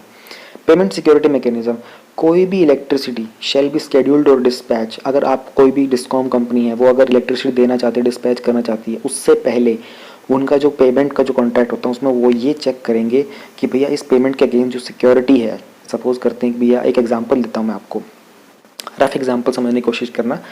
रिलायंस एक कंपनी है, ठीक है, और पार्ले जी एक कंपनी है। तो रिलायंस कंपनी है वो इलेक्ट्रिसिटी प्रोवाइड कर रही है, पार्ले जी कंपनी को इलेक्ट्रिसिटी चाहिए। तो उन्होंने कहा कि ऐसा पेमेंट का मैकेनिज्म हम बनाएं ताकि पार्ले जी कंपनी को जब उससे लोड लेना होगा रिलायंस से इलेक्ट्रिसिटी का, तो पार्ले जी कंपनी उसको पहले कुछ सिक्योरिटी दिखाएगी, भैया अगर हम अपना बिल नहीं पे कर पाते हैं तो हमारे पास इतनी सिक्योरिटी है। उन्होंने कहा कि ऐसा पेमेंट मैकेनिज्म बनाओ, सिंपल सी बात है। Enabling state as well as central power regulator to specify transmission charges under open access. ये बड़ा इंटरेस्टिंग है, मैं आपको समझाता हूँ क्या होता है। एक ना ओपन मार्केट होता है इलेक्ट्रिसिटी का, ठीक है, तो ओपन एक्सेस को इंट्रोड्यूस किया था हम लोगों ने 2003 के एक्ट के अंदर। उसमें क्या होगा, कोई भी ऐसी कनेक्शन जो लोड का जिसमें 1 मेगावाट से ज़्यादा ऊपर का इलेक्ट्रिसिटी यूज़ होगा ना, वो क्या कर सकता है, उसके पास अपनी चॉइस हो सकती है कि वो किसी से भी अपनी इलेक्ट्रिसिटी बाय कर सकता है जहाँ उसको चीप रेट में मिल रही हो, ठीक है, ओपन मार्केट के अंदर, ठीक है। कोई भी उसमें number of competitive power company, उसका जरूरी नहीं कि वो टाटा की इलेक्ट्रिसिटी लेगा, उसको अदानी से लेनी, रिलायंस से लेनी, वहाँ से ले सकता है। कंडीशन ये कि उसकी 1 मेगावाट से ऊपर का कंजप्शन होना चाहिए, लोड होना चाहिए। तो उसने कहा कि स्टेट और सेंट्रल पावर जो रेगुलेटर्स है ना, वो स्पेसिफाई करेंगे कि कितना ट्रांसमिशन चार्ज होगा इसके अंदर, ओपन एक्सेस के अंदर कितना चार्ज रखना चाहिए। कॉस्ट रिफ्लेक्टिव टैरिफ और simplification of tariff structure, appropriate commission जो है वो फिक्स करेगा टैरिफ रिटेल सेल के लिए और electricity without accounting for subsidy. यानी कि जो टैरिफ और जो पैसा वैसा कलेक्ट करने का जो सिस्टम है, बिलिंग का सिस्टम है, उसको थोड़ा सा और ईजी करने की ज़रूरत है। अगला पॉइंट क्या है, हाँ एक पॉइंट इसमें रह गया, any subsidy must be provided for the respective government directly to the consumer. जो भी आपको सब्सिडी प्रोवाइड करनी है, सब्सिडी आप समझते हैं ना, कुछ लोगों को वो प्रोवाइड करते हैं कहीं ना कहीं कुछ, जैसे जो हमारा एलपीजी का कनेक्शन आता है, गैस का सिलेंडर का, जो बीपीएल परिवार होता है उनको सब्सिडी मिलती है। यानी कि अगर वो 800 रुपये का सिलेंडर पड़ता है तो कुछ 200-250 रुपये वापस उनके अकाउंट में आ जाते हैं। मुझे पता नहीं एग्जैक्ट अमाउंट कितना होता है, एग्जाम्पल बता रहा हूँ सब्सिडी का। तो वही कह रहे हैं कि जो सब्सिडी होती है ना, वो रिस्पेक्टिव गवर्नमेंट जो डायरेक्टली कंज्यूमर को प्रोवाइड करे, यानी कि कंपनीज वगैरह को प्रोवाइड ना करे बीच में। फिर reduction of cross subsidy. Cross subsidy भी बड़ा अच्छा टर्म होता है, आपको पता होना चाहिए। क्रॉस सब्सिडी में क्या होता है ना, रिलायंस जो कंपनी, मान लो एग्जांपल है, ध्यान रहे दोबारा से, रिलायंस को पावर प्रोवाइड करनी है, पार्ले जी को भी देनी है, और एक गांव है कोई रामपुर करके, उस गांव को भी देनी है। तो रिलायंस क्या करेगा, पार्ले जी वाले जो होते हैं उनके पास पॉलिटिकल कॉन्टैक्ट्स होते हैं, तो वो फ़ोन करके बोल देंगे भैया हमारे को यहाँ पे इलेक्ट्रिसिटी की ज़्यादा ज़रूरत है, हमारी प्रोडक्शन रुक गया, आप हमको पावर दे दो, हम आपको थोड़ा सा एक्स्ट्रा पैसा दे देंगे, ठीक है। तो ये लोग क्या करते हैं, रिलायंस वाले इनको एक्स्ट्रा पैसा दे देते, इनको मान लो अगर यहाँ पर गांव में रामपुर के अंदर इनको 50 रुपीज़ पर वॉट की इलेक्ट्रिसिटी जा रही थी, एग्जांपल है, तो यहाँ पर ये लोग क्या कर देंगे, 50 रुपीज़ की जगह इनको बोल देंगे हम आपसे 30 रुपीज़ लेंगे, लेकिन इलेक्ट्रिसिटी थोड़ी सी कम आएगी। और पार्ले जी को क्या बोलेंगे, भैया आपको 50 रुपीज़ के हम लोग 100 रुपीज़ के अंदर दे देंगे और इलेक्ट्रिसिटी पूरी आएगी। तो रिलायंस क्या कर रहा है, क्रॉस सब्सिडी कर रहा है, यानी कि एक जगह कम दे के उन लोगों को जो नुकसान हो रहा है रिलायंस का यहाँ पर, उस नुकसान का फ़ायदा उठा रहा है पार्ले जी से। तो वो कह रहे हैं कि भैया अब जो नया ड्राफ्ट है उसमें हम लोग इस क्रॉस सब्सिडी को बंद करने की कोशिश करेंगे। डिस्ट्रीब्यूशन सब लाइसेंस और franchisee are not required to obtain separate licence from state commissions, ठीक है ना। जो डिस्ट्रीब्यूशन लाइसेंसी होते हैं ना, लाइसेंस नहीं लाइसेंसी, उनको वो लोग क्या करते हैं, किसी डीएसएल को या फिर फ्रेंचाइजी, वो जो लोग होते हैं उनको रिकॉग्नाइज करते हैं जो कि इलेक्ट्रिसिटी को डिस्ट्रीब्यूट करने में हेल्प करते हैं। तो वो बोल रहे हैं कि भैया जो भी हमारे एरिया के अंदर विद इन होगा ना, उसके लिए हम आपको लाइसेंस लेने की स्पेशली ज़रूरत नहीं है, हम आपको जानते हैं, हमारा आपके साथ कॉन्टैक्ट है, आप बिना लाइसेंस के टाइम वगैरह वेस्ट किए, पैसा वगैरह वेस्ट किए बिना आप इलेक्ट्रिसिटी ट्रांसफर करते रहिए।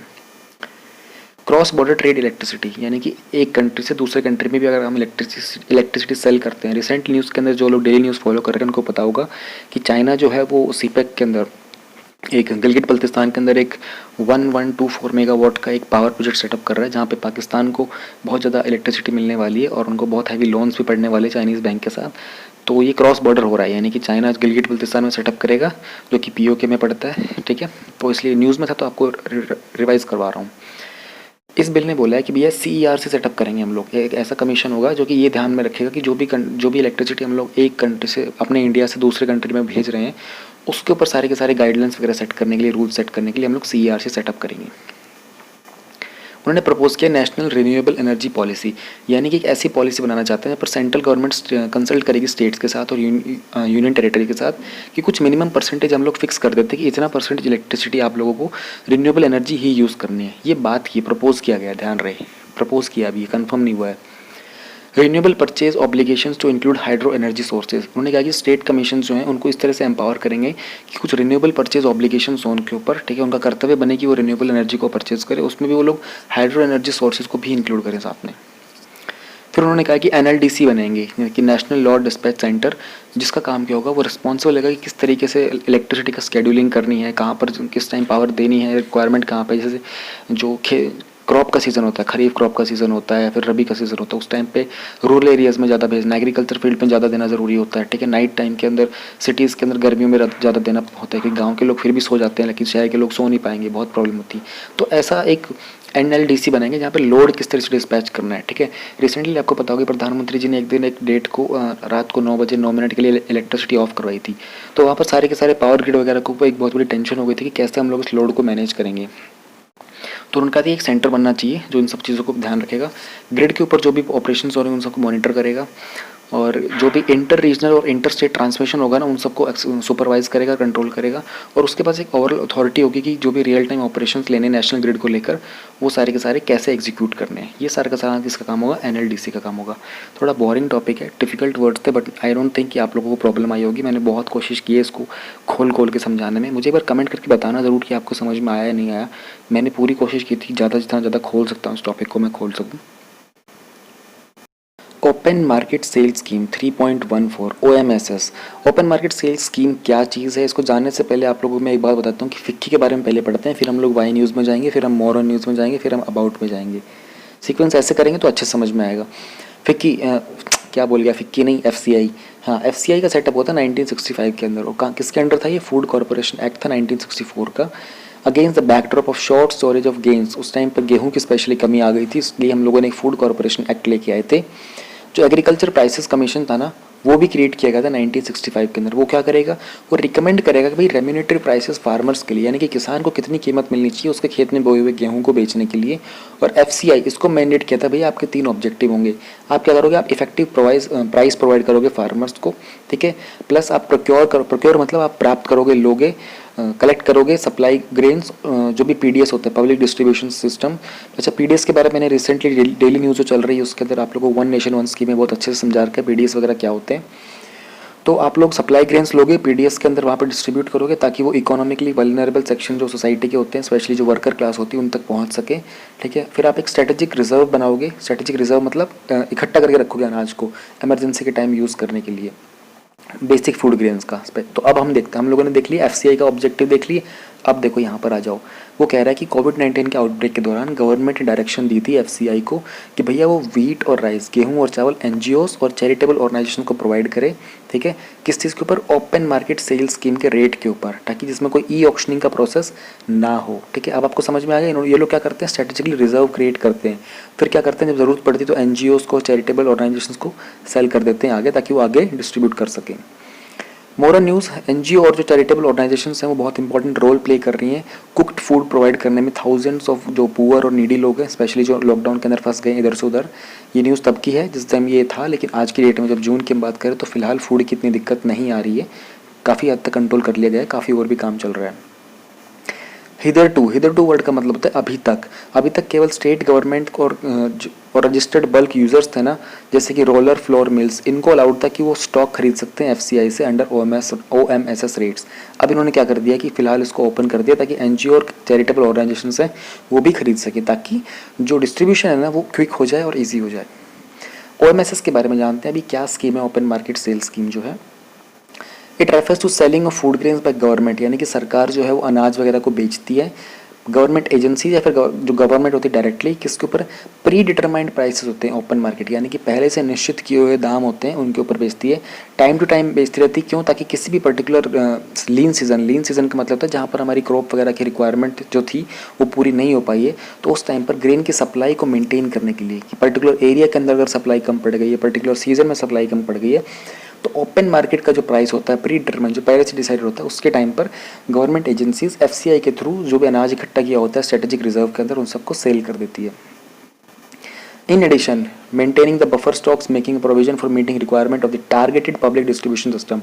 Targeted public distribution system क्या होता है, TPDS होता है, ठीक है, यानी कि बफर स्टॉक भी ये लोग मेंटेन करके रख सकते हैं, ठीक है। और other welfare schemes FCI on the instructions of from the government sell, यानी कि जो टीडीएस, देखो टीपीडीएस, ओडब्ल्यूएस और एफसीआई, ये सब क्या करते हैं, बफर स्टॉक मेंटेन करके रखते हैं, ठीक है। फिर जब भी गवर्नमेंट की इंस्ट्रक्शन होती है ना कि भैया आप वीट सेल करना है, राइस देना है, तो उसको बहुत ही कम दाम के ऊपर, जैसे रिसेंटली आप लोगों ने न्यूज़ में देखा होगा, लॉकडाउन के कारण जो पीडीएस से जो गेहूँ मिल रहा था वो 2-4 रुपये किलो, 5 रुपये किलो चावल ऐसे मिल रहा था। नॉर्मली आप मार्केट में जाओगे तो 30, 40, 50 रुपये किलो तक के मिलता है, 80-90 रुपये किलो के चावल भी मिलते हैं, लेकिन इनसे क्या होता है कि बहुत कम प्राइस पे मिलने लग जाता है।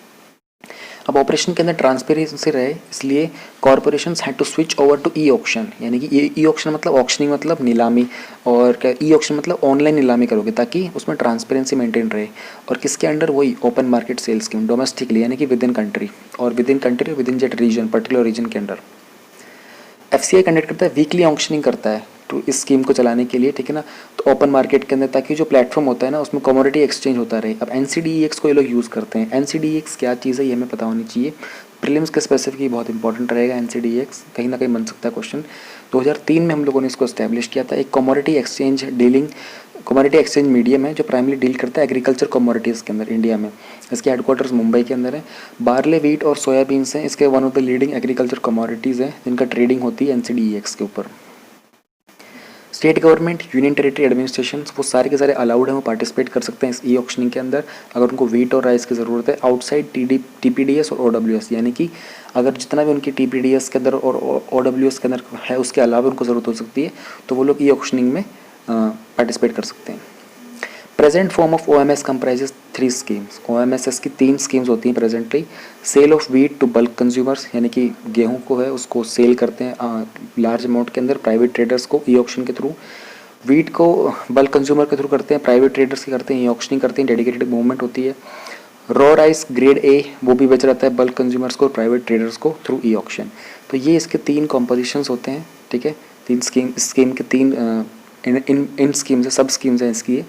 ओएमएसएस आपको समझ में आ गया, ओपन मार्केट यानी कि प्राइस कम करके बेचा जाता है जब भी रिक्वायरमेंट होती है इमरजेंसी वगैरह के दाम के टाइम पर। बस इतना सा टॉपिक है। 3.15 में हम लोग देखेंगे अटल इनोवेशन मिशन क्या होता है। अटल का मतलब होता है वेरी फर्म, और इनोवेशन का मतलब तो आपको पता ही होगा कि रिसर्च, डिस्कवरी, इन्वेंशन और मिशन। रिसेंटली बहुत सारे इनिशिएटिव्स लॉन्च किए थे अटल इनोवेशन मिशन के अंडर कोविड-19 के दौरान। कोविड-19 के पैंडेमिक में इस मिशन ने बहुत हेल्प की हैगी। कुछ इनिशिएटिव्स इनके थे, उनके बारे में हम लोग जान लेते हैं। इनिशिएटिव क्या था, उसका एम क्या था, उसे लॉन्च किसने किया था। 3 बहुत ही मेजर इनिशिएटिव थे इनके बारे में थोड़ा सा जान लेते हैं हम लोग। टिंकर फ्रॉम होम कैंपेन, इसको लॉन्च किया था एटीएल ने। एटीएल है अटल टिंकर लैब्स। हम लोग यहाँ पे जानेंगे अटल टिंकर लैब्स क्या होती है, पर पहले हम लोग एक बार इनिशिएटिव देख लेते हैं। कोविड-19 के दौरान उन्होंने ये इंश्योर किया था कि ऑल ओवर द कंट्री जो बच्चे हैं उनको ऑनलाइन बहुत इजीली लर्निंग मेथड्स अवेलेबल किए जा सकते हैं and the resources to keep themselves fruitfully occupied, जिसके कारण since the social distancing had to be maintained they can not move out from their homes. So tinker from home का मतलब होता है learn from home, easy to learn online. इसका aim था to harness the creativity and innovativeness of children by encouraging learning through self initiation. देखो जहाँ आत्मनिर्भर वाली बात आएगी ना उसके अंदर ये भी मेथड आप मेंशन कर सकते हो। आत्मनिर्भर कैंपेन बाद में आया था लेकिन ये वाला चीज़ पहले से ही ऐसी थी। इसका एक मोटिव कहीं ना कहीं सेल्फ इनिशिएशन था, तो सेल्फ रिलायंट बनना ही था। तो ये अगर आपने ऐड कर दिया that means you are well aware कि प्रेजेंटली क्या चल रहा है और उसके पहले इससे रिलेटेड क्या आ चुका है। तो it's a very good thing. Tinker from home campaign को अटल नहीं आत्मनिर्भर कैंपेन का कोई अगर क्वेश्चन बनता है तो उसमें भी आप ऐड कर देना आंसर राइटिंग में। Collab CAD game development module इसके पार्ट थे इसको लॉन्च करने के लिए। कोलैब कैड क्या है? ये एक कलेक्टिव नेटवर्क है कंप्यूटर एडेड डिज़ाइन का। देखो कैड का सॉफ्टवेयर आप लोगों को पता होगा, मैकेनिकल इंजीनियर्स ज़्यादातर यूज़ करते हैं डिज़ाइनिंग करने के लिए, ठीक है, मशीन्स वगैरह की डिज़ाइनिंग करना, स्ट्रक्चर्स वगैरह भी उसमें कुछ डिज़ाइन किए जाते हैं। एक काफ़ी टिपिकल सॉफ्टवेयर होता है, डिज़ाइनिंग के पर्पज़ के लिए होता है, लेकिन बहुत ही अच्छा होता है। मुझे उसके बारे में ज़्यादा नहीं पता है, लेकिन मैं आइडिया दे सकता हूँ कि हाँ मैकेनिकल इंजीनियर्स वगैरह करते हैं उसको, ठीक है। एक सॉफ्टवेयर सिस्टम होता है जिसमें क्या होता है कि इंजीनियरिंग सॉल्यूशंस होते हैं, 2D ड्राफ्टिंग और डिटेलिंग होती है 3D प्रोडक्ट के डिज़ाइन के बारे में। हाँ ये वही चीज़ है। इसका एम क्या था? इनका ये एम था कि भैया स्टूडेंट्स हैं ना जो ATL के अटल टिंकरिंग लैब्स के, उनको एक ऐसा प्लेटफॉर्म दे सके हम लोग जहाँ पर वो क्रिएट और मॉडिफाई कर सकते हैं क्या, 3D डिज़ाइंस को, और इसमें क्रिएटिविटी और इमेजिनेशन का एकदम फ्री फ्लो होना चाहिए। तो ये उनका एम था कोलैब कैड का। इसको लॉन्च किया था AIM ने और NIC ने। NIC आपको पता है नेशनल इंफॉर्मेटिक्स सेंटर से। रिसेंटली कोविड-19 के पेंडेमिक में NIC का बहुत मेजर रोल रहा था बहुत सारे ऑनलाइन प्लेटफॉर्म क्रिएट करने में। और AIM क्या है हमारा, अटल इनोवेशन मिशन, दोनों ने मिलकर किया था कोलैब कैड को। और कोलैब कैड ने गेम डेवलपमेंट मॉड्यूल के साथ मिलकर क्या बनाया था, टिंकर फ्रॉम होम। और गेम डेवलपमेंट मॉड्यूल क्या है, देखो आपस में सारे के सारे कितने इंटर रिलेटेड हैं, ठीक है। ये एक ऑनलाइन प्लेटफॉर्म है जहाँ पर जो स्टूडेंट्स हैं वो खुद के गेम्स बनाना सीखते हैं, ठीक है, और उसको दूसरों के साथ शेयर भी करते हैं। इससे क्या होता है कि स्टूडेंट्स का ट्रांजिशन होता है गेम प्लेयर से गेम मेकर्स, यानी कि सिर्फ आप प्लेयर नहीं हो, खेलने वाले नहीं हो, now you can also make your own games. इसको लॉन्च किया था एम ने, इसकी पार्टनरशिप थी डेल टेक्नोलॉजी के साथ और लर्निंग लिंक्स फाउंडेशन। ये उसमें आ सकता है, प्रीलिम्स के अंदर आ सकता है। हाँ तो बहुत कुछ सकता है, कभी कभी मुझे ऐसे सडनली क्लिक कर जाता है तो मैं आपको बता देता हूँ कि ये चीज़ आ सकती है, ये चीज़ नहीं आ सकती है। अब हम लोग एक बार जान लेते हैं कि अटल इनोवेशन मिशन है क्या और ATL क्या होता है, ठीक है। फिर हम लोग चलेंगे इनकी मेजर इनिशिएटिव्स के अंदर। छोटा सा टॉपिक है, ज़्यादा बड़ा नहीं है ये। गवर्नमेंट ऑफ इंडिया यानी कि जो नीति आयोग है, नीति आयोग के बारे में आपको बता देता हूँ मैं एक बार फिर से। 2015 में इसकी स्टार्टिंग हुई थी, प्लानिंग कमीशन को रिप्लेस किया था, मिनिस्ट्री ऑफ प्लानिंग के अंडर आता है। प्राइम मिनिस्टर इसके चेयरमैन होते हैं, इनकी जो वाइस चेयरमैन है वो राजीव कुमार हैं, CEO इसके अमिताभ कांत हैं। और जो यूनाइटेड नेशंस के जो 17 वो सस्टेनेबल डेवलपमेंट गोल्स हैं उनके रिप्रेजेंटेटिव इंडिया के अंदर नीति आयोग है हमारा, और ये बॉटम अप अप्रोच यूज़ करता है, ठीक है। तो नीति आयोग का एक इनिशिएटिव है, एक कल्चर ऑफ एक इनोवेशन और एंटरप्रेन्योरशिप का, ठीक है ना, एक कल्चर इंडिया में कल्टीवेट करने के लिए उन्होंने अटल इनोवेशन मिशन स्टार्ट किया था। ऑब्जेक्टिव क्या था, कुछ ऐसे नए प्रोग्राम्स और पॉलिसीज़ फोस्टर करेंगे इनोवेशन के, इकोनॉमी के डिफरेंट सेक्टर्स के लिए। अर्थव्यवस्था, हमारी इकोनॉमी जो है उसके अंदर इनोवेशन की बहुत ज़्यादा रिक्वायरमेंट है और सेल्फ रिलायंट बनने की भी। तो ऐसे प्रोग्राम्स और पॉलिसीज़ जो हम लोग अटल इनोवेशन मिशन के अंदर लेके आएंगे, जिसमें यूथ को और चिल्ड्रन को, स्कूल चिल्ड्रन को, टीनेजर्स को इन्वॉल्व करेंगे। एक ऐसा प्लेटफॉर्म होगा जहाँ पर आप डिफरेंट स्टेक होल्डर के साथ कोलैब कर सकते हो। स्टेक होल्डर मतलब हिस्सेदार। देखो अभी आप अटल इनोवेशन में इनोवेशन होगा और इन्वेंशन होगा, रिसर्च होगा, डिस्कवरी होगी, मार्केटिंग वगैरह होती है, लॉजिस्टिक्स होते हैं, इंफ्रास्ट्रक्चर होता है, ना जाने कितने डिपार्टमेंट्स इनरोल होते हैं। तो इसमें बहुत सारे हिस्सेदार जो होते हैं वो कोलैब कर सकते हैं आपस में। Create awareness and an umbrella structure to oversee innovation ecosystem of the country. Umbrella structure का मतलब क्या होगा, देखो इमेजिन करके देखो, आपकी जो अम्ब्रेला होती है वो कुछ ऐसी ऐसी शेप की होती है, राइट। तो इसमें अंदर क्या होता है, अम्ब्रेला स्ट्रक्चर मतलब आप अटल इनोवेशन मिशन यहाँ पर है और ये हर एक के ऊपर नज़र रख सकता है, एक जो इकोसिस्टम है ना हमारी कंट्री का इनोवेशन का, उसके ऊपर। तो इसका ऑब्जेक्टिव था कि एक मिशन बनाते हैं, वो कंट्री के सारे इनोवेशन वाले जो इकोसिस्टम है उसके ऊपर नज़र रख सकता है। नज़र रखने का मतलब वैसे नहीं, बल्कि उसको गाइड भी कर सकता है और उससे हेल्प लेना चाहे तो कुछ वो भी ले सकता है। फिर इसी के अंदर आता है अटल टिंकरिंग लैब्स, ठीक है। ये सेटअप होता है स्कूल के अंदर होता है इंडिया में, जिसका विजन है कि 1 मिलियन बच्चे ऐसे हम लोग क्रिएट करेंगे जो नियोटेरिक इनोवेटर्स होंगे। नियोटेरिक इनोवेटर क्या होते हैं, वो इनोवेटर जो कटिंग एज टेक्नोलॉजी यानी जो लेटेस्ट और जो बेस्ट अवेलेबल इकोनॉमिक टेक्नोलॉजी होती है उसको यूज़ करके कोई प्रोडक्ट या फिर कोई टेक्नोलॉजी को डेवलप करते हैं, किसी आइडिया को शेप देते हैं, उनको बोलते हैं नियोटेरिक इनोवेटर्स। तो इसका विजन ये है ATL लैब्स का कि इंडिया में 1 मिलियन यानी कि 10 लाख बच्चे ऐसे क्रिएट करना चाहते हैं ये लोग। एक वर्क स्पेस होता है जहाँ पर यंग माइंड जो है अपने आइडियाज़ को शेप देते हैं, ठीक है, on do it your self mode, यानी कि वो सेल्फ डिपेंडेंट होकर, डिपेंडेंट का मतलब उनको रिसोर्सेज प्रोवाइड कर दिए जाते हैं, गाइडेंस दी जाती है, लेकिन एफर्ट उनके खुद के होते हैं most of the time. It's not like कि बच्चे क्लास में पढ़ते हैं, वैसे नहीं है। Students go to their labs, do their experiments and come out with solutions, और वो इनोवेशन स्किल्स को सीखते भी हैं। इसका एम है फोस्टरिंग करना। फोस्टर मतलब encourage, enhance, increase creativity, curiosity, imagination young minds के अंदर। और इनकलकेट कैसे स्किल्स करते हैं, जैसे डिज़ाइन का माइंडसेट तैयार करना। जैसे आपका एनवायरनमेंट होगा, लैब्स के अंदर हर तरह के बच्चे वैसे ही होते हैं, तो आपका एनवायरनमेंट में आपका माइंड जो होता है ना वो डिज़ाइनिंग को लेकर बहुत क्यूरियस हो जाता है। फिर कंप्यूटेशनल थिंकिंग को इंक्रीज़ करना, एडेप्टिव लर्निंग, फिजिकल कंप्यूटिंग, इन सब के लिए एक ऐसा एनवायरनमेंट क्रिएट करने की बात है। फाइनेंशियल सपोर्ट की बात करें तो अटल इनोवेशन मिशन जो है वो 20 लाख रुपए की ग्रांट देता है, जिसके अंदर 10 लाख रुपए जो होते हैं वन टाइम एस्टेब्लिशमेंट होती है लैब्स वगैरह की, और 10 लाख रुपए जो होते हैं उसके ऑपरेशनल एक्सपेंसेस होते हैं, 5 साल के लिए होते हैं हर एक ATL के अंदर। एलिजिबिलिटी क्या होती है, स्कूल्स जिनका मिनिमम ग्रेड 6 से 10 तक का है और जो मैनेज करती है गवर्नमेंट, लोकल बॉडी और प्राइवेट ट्रस्ट होते हैं, सोसाइटी होते हैं, वो ATL को सेटअप कर सकते हैं। मेजर इनिशिएटिव क्या क्या है AIM के अंडर। अटल टिंकरिंग लैब्स जो है ये एक प्रॉब्लम सॉल्विंग माइंडसेट है अक्रॉस इंडिया, ठीक है। उसी के साथ अटल इनोवेशन सेंटर भी है। यार ये इनिशिएटिव्स आपको याद करने पड़ेंगे, हाँ ये बहुत ही अच्छा क्वेश्चन है और जैसे मैं आपको भी एग्जांपल और भी दूंगा, देखो पढ़ते पढ़ते। अटल इंक्यूबेशन सेंटर क्या होता है, इंक्यूबेशन जो वर्ड होता है ना, इसको आप रिलेट क्या करो एंटरप्रेन्योर्स से और स्टार्टअप के साथ, कहीं ना कहीं बिजनेस स्टार्टअप के साथ, ठीक है। तो एक मॉडल को इंक्यूबेट कर दिया जाता है, एक आइडिया को। Atal new India challenge product innovations को अलाइन करते हैं जो वेरियस सेक्टर्स की और मिनिस्ट्रीज की नीड होती है ना, यानी कि किसी मिनिस्ट्री की डिमांड है, जैसे पेट्रोलियम मिनिस्ट्री की डिमांड है कि हम लोग अपनी कंट्री में ऐसा कुछ फ्यूल प्रिपेयर करें ताकि हमें दूसरी कंट्रीज़ के ऊपर डिपेंडेंट ना होना सके। तो अटल न्यू इंडिया चैलेंजेस जो हैं वो इसके अंडर आते हैं, ये भी AIM का मिशन है। मेंटर इंडिया चैलेंज एक नेशनल मेंटर नेटवर्क है जो कोलैबोरेट करता है पब्लिक सेक्टर के साथ, कॉरपोरेट के साथ और इंस्टीट्यूशन के साथ। ये क्या करते हैं, सारे के सारे इसी मिशन के इस इनिशिएटिव को सपोर्ट करते हैं। Mentoring the people, mentoring the students, mentoring those people who have come up with new ideas.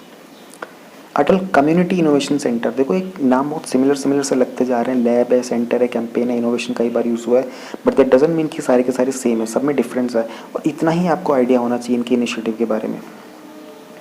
Atal community innovation centre जो है वो स्टिमुलेट करता है। स्टिमुलेट का मतलब क्या होता है कि सडनली जैसे आपकी बॉडी के अंदर जब आप कॉफ़ी पी लेते हो कैफीन, तो क्या होता है कि ब्लड स्टिमुलेट करने लग जाता है, ऑलराइट, ब्लड की मूवमेंट फास्ट हो जाती है। तो ये स्टिमुलेट क्या करता है, कम्युनिटी सेंट्रिक इनोवेशन, कम्युनिटी के ऊपर बेस्ड जो इनोवेशन होता है ना उसको स्टिमुलेट कर देता है और आइडियाज़ इन द अनरिजर्व्ड और अनसर्व्ड और undeserved regions of the country including Tier 2 and Tier 3 cities. Unserved मतलब जहाँ पर अभी तक ये ऐसी कोई इनोवेशन ये फैसिलिटी प्रोवाइड की ही नहीं गई है, और अनडिजर्व ऐसी चीज़ जहाँ पे लगता है कि वो डिज़र्व ही नहीं करती कि ऐसी कुछ टेक्नोलॉजी उन लोगों को अवेलेबल कराई जाए ताकि अपने वो आइडियाज़ को शेप दे सके। वहाँ तक भी अटल कम्युनिटी इनोवेशन सेंटर पहुँचकर उनकी इनोवेशन और आइडियाज़ को स्टिमुलेट करता है। ये बड़ी अच्छी चीज़ है, Atal research and innovation for small enterprise ARISE. एक तो उसका एक्रोनिम देखो कितना अच्छा है, ठीक है। ये क्या करता है, इनोवेशन और रिसर्च कहाँ पर, MSME इंडस्ट्रीज़ में। देखो अब MSME इंडस्ट्रीज़ रिसेंटली न्यूज़ में भी थी, जो ये हमारा आत्मनिर्भर कैंपेन था, उसके बाद जो पैकेज आया था 20 लाख करोड़ का, उसमें MSME की डेफिनेशन को बहुत चेंज किया गया, तो कहीं ना कहीं न्यूज़ में रही है काफ़ी लंबे समय तक। और अटल इनोवेशन मिशन के अंदर भी एक टॉपिक होता है, तो ऐसा ही होता है। देखो MSME के बारे में अगर कुछ बनती तो आप जगह जगह से चीज़ें उठाओगे, एक न्यूज़ में नहीं मिलेगा आपको, तो आपको सब पता होना चाहिए इसलिए। ठीक है, यहाँ पर ये टॉपिक हमारा ख़त्म होता है।